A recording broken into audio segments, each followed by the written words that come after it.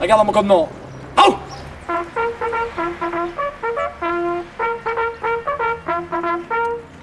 Présentez. Oh!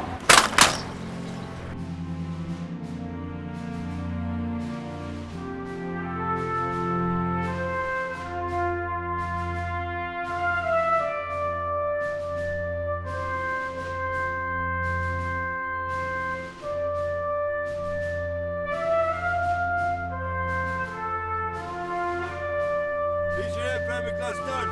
Madame, we want service. Diesel Company. Premier Section. Motion 1. Tell them anyway. How was I working out? Ingénieur de première classe Legionnaire. 1 an, 3 mois de service. Deuxième compagnie. Première section. Hello friends of the French Foreign Legion, I am greeting you. Today I will give you 5 reasons, I will tell you 5 reasons why I did not leave the French Foreign Legion after the first after the first 5 years contract. Yeah, I could give you easily about 100 reasons, but 5 I think is enough. And the first reason, it was a situation in French Guiana, as we did or during our Mission Profonde. I told you guys about the Mission Profonde, so it was a crossing the jungle, 30 days during, with heavy luggage on the back, on the rucksack, with kind of ropes, motors, dynamite and all this stuff, you know. And 50 kilos is very, very hard to carry, you know, through the jungle. And one day in the evening, we made a halt before arriving on the final bivouac. And one of our legionnaire, his name, he was a Gaulois, French legionnaire. His name was Maguenan. And he was a little bit funny, a little bit apart, you know. So, yeah, he did not have so much friends. And we did not have so much to eat. And we have been very thirsty, you know. And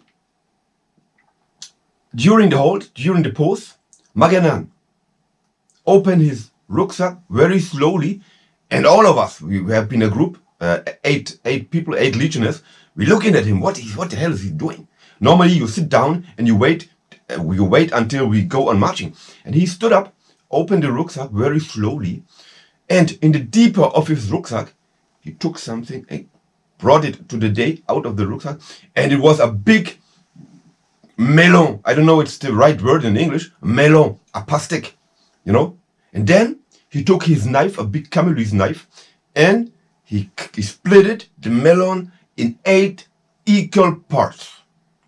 And then he came to everybody of us. Hey, here is your part, my brother. Here, brother, is your part. This is your part, and this is your part. And he gave one part of the melon to everybody.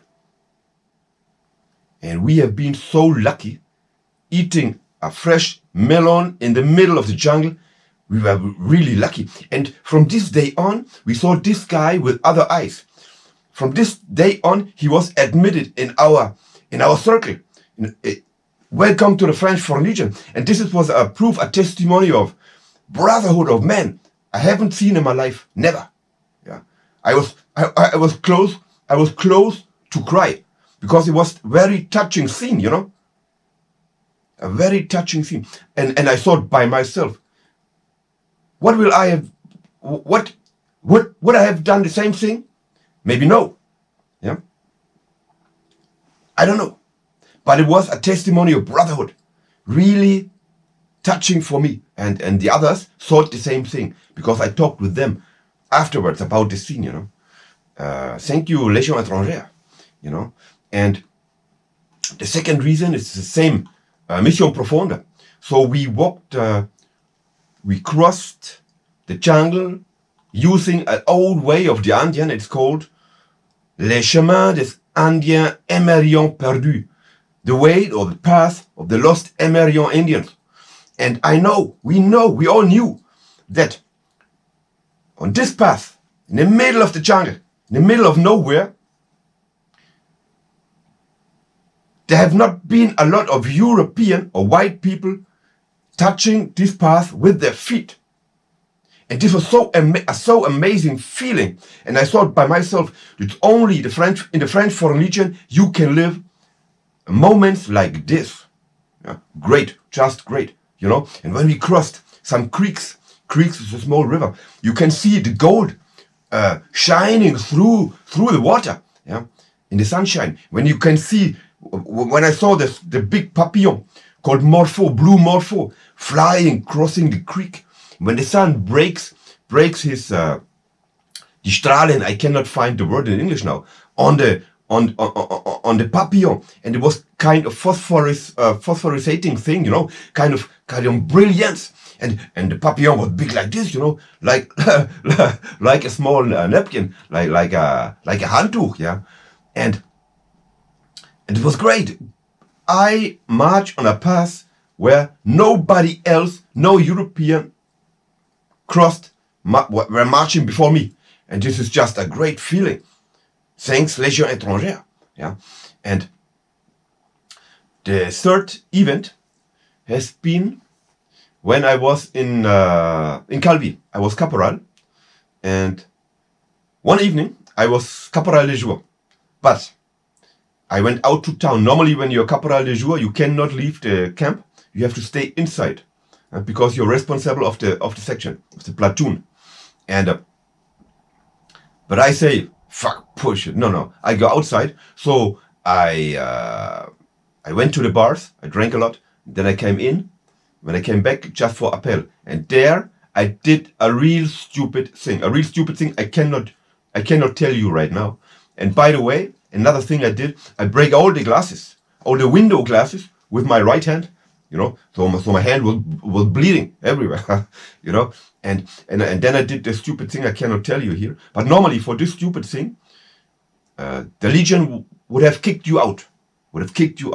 Without mercy, no quarter.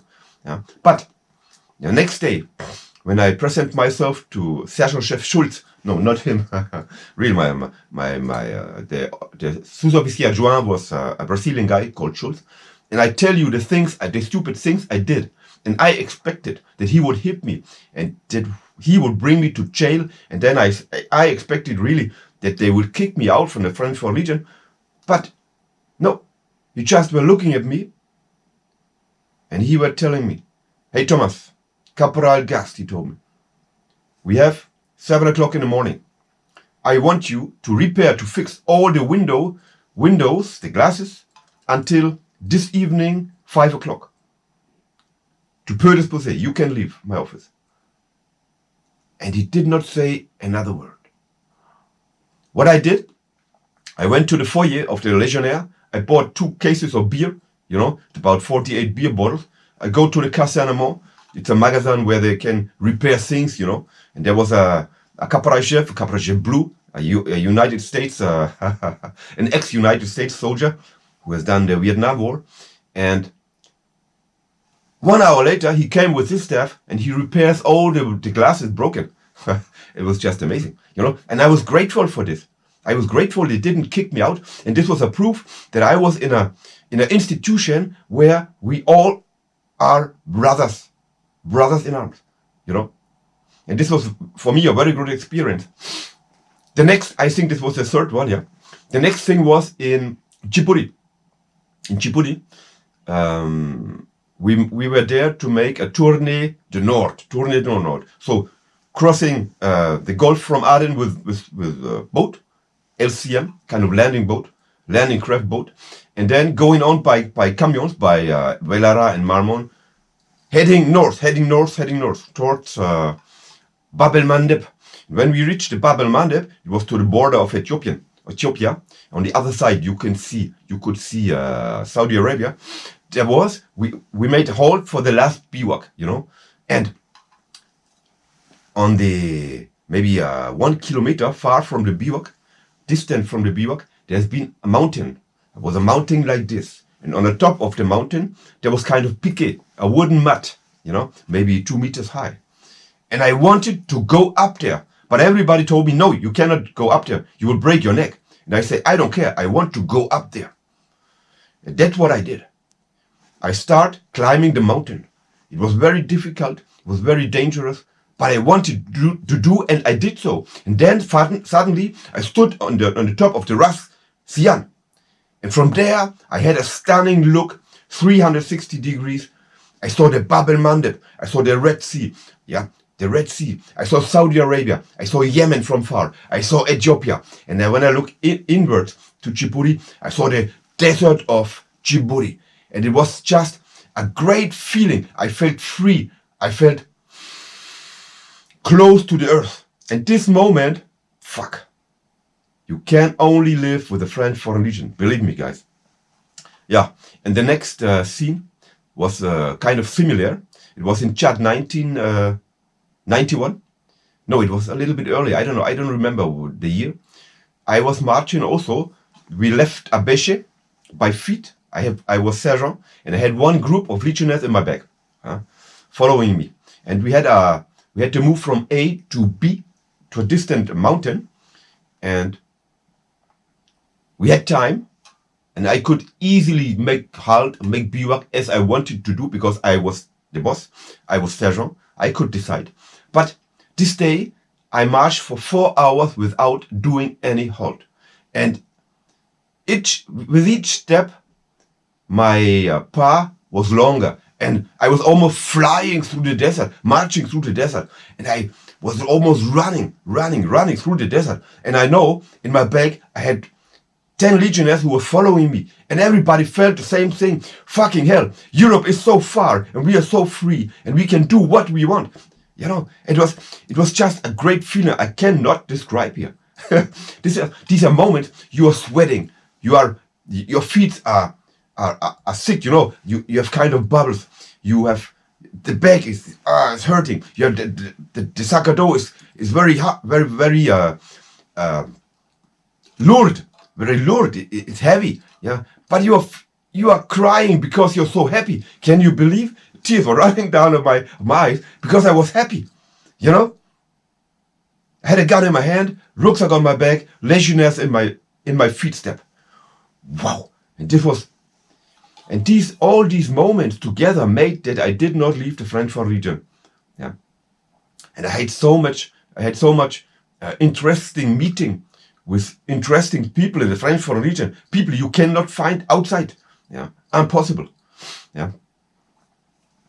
Yeah, and last but not least, one of the reasons why I did not leave the French Foreign Legion after the first 5 years contract, and I left the French Foreign Legion after 17 years only.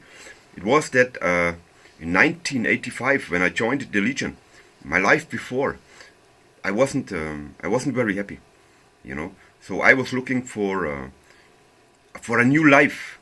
I wanted a new chance in the life. I wanted to see other things, and I wanted to be a part of a community with men like I am, you know, because it's difficult to find outside.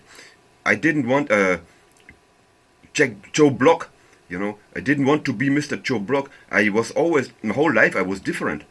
And in French Foreign Legion, I found peoples or men like I am.